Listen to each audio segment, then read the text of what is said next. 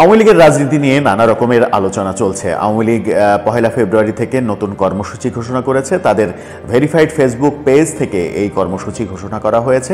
সেখানে বলা হয়েছে 1 থেকে 5 ফেব্রুয়ারি তারা সারা দেশে এই সরকারের বিভিন্ন কার্যক্রম বিষয়ে, সরকারের প্রতিহিংসামূলক বিভিন্ন কার্যক্রম বিষয়ে লিফলেট, সচেতনতামূলক লিফলেট বিলি করবে সারা দেশে। এরপরে হরতাল অবরোধের ব্যাপারও রয়েছে। 16-18 তারিখে আমরা অবরোধ, হরতাল এরকম কর্মসূচির ঘোষণা দেখেছি। 18 তারিখ পর্যন্ত তারা কর্মসূচি ঘোষণা করেছে এবং 21 ফেব্রুয়ারিকে কেন্দ্র করে এই কর্মসূচি ঘোষণা করেছে। সবথেকে মজার ব্যাপার হচ্ছে যে সরকার যখন এই কর্মসূচির বিরুদ্ধে অবস্থান নিচ্ছে, ঠিক তখন বিএনপি এই কর্মসূচির পক্ষে অবস্থান জানান দিল। কিভাবে জানান দিল, কি হতে যাচ্ছে ফেব্রুয়ারিতে, সেই আলোচনাই করব এই ভিডিওতে। থাকবেন পলিটিক্স টিভির নিয়মিত আয়োজনে।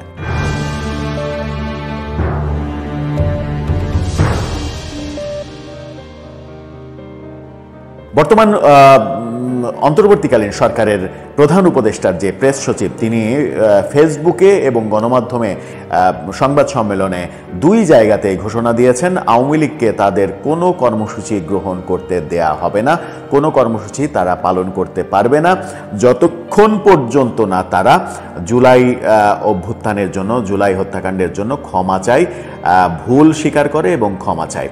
তো ভুল স্বীকার করে ক্ষমা চাওয়া পর্যন্ত তারা কর্মসূচি পালন করতে পারবে না। এই যখন সরকারের ঘোষণা, যদিও সমালোচনা হচ্ছে ফেসবুক স্ট্যাটাস নিয়ে, এই শফিকুল আলমের ফেসবুক স্ট্যাটাস নিয়ে প্রধান উপদেষ্টার প্রেস সচিব, যে তিনি এই ধরনের সিদ্ধান্ত জানাতে পারেন কিনা। তিনি তো সরকারের কর্মচারী, তিনি বেতনভুক্ত কর্মচারী। একজন কর্মচারী সরকারের হয়ে সিদ্ধান্ত জানাতে পারেন কিনা নিজের মতো করে ফেসবুকে স্ট্যাটাস দিয়ে? যদি জানাতে পারেন তাহলে সেটা ভিন্ন কথা। প্রকৃত সত্য হচ্ছে তিনি জানাতে পারেন না। তার মানে এটা প্রধান উপদেষ্টার কথা। প্রধান উপদেষ্টা আওয়ামী লীগকে কোনো কর্মসূচি গ্রহণ করতে দেবে না। প্রধান উপদেষ্টা কি বলেছেন এরকম কথা? কিংবা প্রধান উপদেষ্টা যে বলেছেন সরকারের যে এটা সিদ্ধান্ত, সেটা কি মাহফুজ আলম বলেছেন? তিনি বলেছেন তার মতো করে দেয়া হবে না, অর্থাৎ তিনি দেবেন না। তিনি দেয়া বা না দেয়ার কেউ কি না, সেই প্রশ্নও কিন্তু উঠেছে। আওয়ামী লীগ যখন এই কর্মসূচি ঘোষণা করেছে, তখন এই কর্মসূচির পক্ষে বিপক্ষে নানা রকমের আলোচনা চলছে। আওয়ামী লীগ যদি এই কর্মসূচিতে অংশগ্রহণ করে, আওয়ামী লীগের যারা নেতাকর্মী তারা যদি এই কর্মসূচিতে অংশগ্রহণ করে, মাঠে নামে বিশৃঙ্খলা তৈরি করে, তাহলে তাদের বিরুদ্ধে শাস্তিমূলক ব্যবস্থা গ্রহণ করবে সরকার। এটা মাহফুজ আলম, শফিকুল আলমের কথাই স্পষ্ট হয়েছে। যখন এই বিতর্ক চলছে, তখন আজকে বিএনপি মহাসচিব মির্জা ফখরুল ইসলাম আলমগীর রীতিমতো বোমা ফাটালেন। তিনি বললেন, কোনো দলের কোনো কার্যক্রম পালনের বিপক্ষে আমরা নই, আমরা গণতন্ত্রে বিশ্বাসী। গণতন্ত্রে যে কোনো দল তাদের কর্মসূচি পালন করতে পারবে। আওয়ামী লীগ যদি তাদের কর্মসূচি পালন করে, আওয়ামী লীগ যদি কোনো এজেন্ডা বাস্তবায়ন করতে চায়, তাহলে এখানে দোষের কিছু নেই। তারা দল হিসেবে যে কোনো কর্মসূচি ঘোষণা করা, পালন করার এখতিয়ার রাখে। এটা তাদের গণতান্ত্রিক অধিকার। এই অধিকারের বিপক্ষে বিএনপি নয়। বিএনপি গণতন্ত্রে বিশ্বাস করে। অর্থাৎ বিএনপির ভাষ্য স্পষ্ট করেছেন মির্জা ফখরুল ইসলাম আলমগীর। এটা কি এরকম দাঁড়ালো যে আওয়ামী লীগের পাশে এসে বিএনপি দাঁড়ালো, এবং বিএনপি যখন আওয়ামী লীগের পাশে এসে দাঁড়ালো, তখন ওই প্রধান উপদেষ্টার প্রেস সচিব মাহফুজ আলমের ওই কথাটা অনেকটা বুমেরাং হয়ে যাবে। মাহফুজ আলমের ওই কথাটা ধোপে টিকবে না, এমনটাও অনেকে বলছেন। মির্জা ফখরুলের এই কথাকে অনেকে অনেকভাবে ব্যাখ্যা করার চেষ্টা করবেন। অনেকে একটু অতি উৎসাহী হয়ে বলবেন যে আওয়ামী লীগের পক্ষে মির্জা ফখরুল এক ধরনের দালালি করছেন। মির্জা ফখরুল আওয়ামী লীগের পক্ষে কেন কথা বলবেন? মির্জা ফখরুল কি আওয়ামী লীগের পক্ষে কথা বললেন নাকি গণতন্ত্রের পক্ষে কথা বললেন? এটা একটা বড় প্রশ্ন সামনে তখন এসে যাবে। মির্জা ফখরুল মূলত আওয়ামী লীগের পক্ষে কথা বলার, আওয়ামী লীগকে উদাহরণ হিসেবে দিয়েছেন, কিন্তু মির্জা ফখরুল আওয়ামী লীগের পক্ষে কথা বলেননি। তিনি মূলত গণতন্ত্রের সৌন্দর্যের কথা বলেছেন। গণতন্ত্রের সৌন্দর্যই হলো সব দল সমান সুযোগ সুবিধা অধিকার পালন করবে তাদের কর্মসূচি পালনে। সেখানে আওয়ামী লীগ দল হিসেবে যদি কোনো কর্মসূচি পালন করতে চায় তাহলে সেখানে বাধা দেওয়া এটা গণতন্ত্র বিরোধী।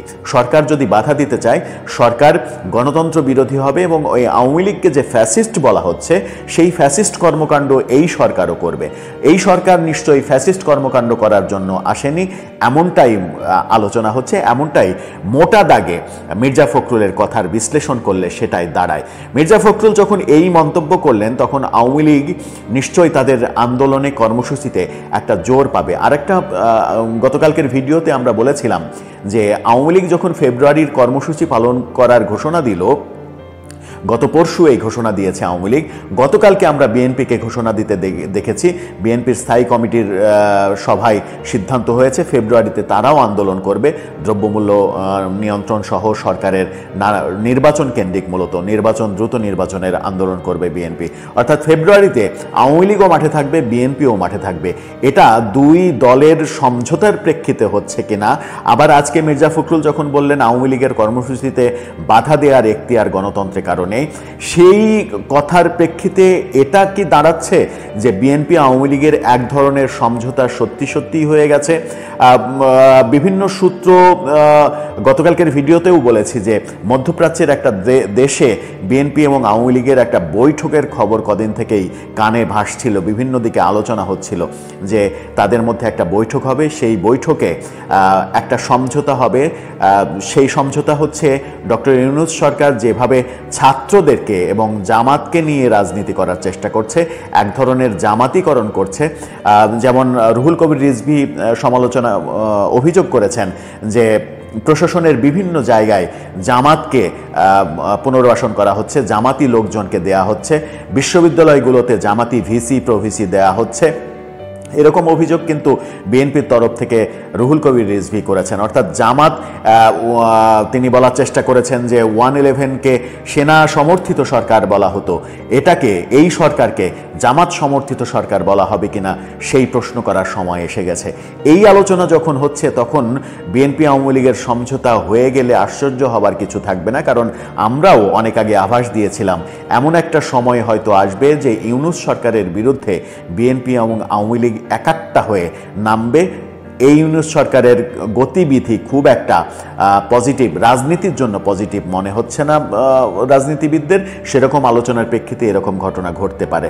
দর্শক, আপনার কি মনে হয় আওয়ামী লীগের পক্ষে যখন মির্জা ফখরুল একেবারে সরাসরি স্টেটমেন্ট দিয়ে দিলেন তখন আওয়ামী লীগের কর্মসূচি পালনে সুবিধা হবে? আওয়ামী লীগের বিপক্ষে যে অ্যাকশান নিতে চাইছিল ছাত্র সমন্বয়করা এবং সরকার, সেই অ্যাকশানে কি তারা যেতে পারবে, নাকি আওয়ামী লীগ কর্মসূচি পালন করতে পারবে?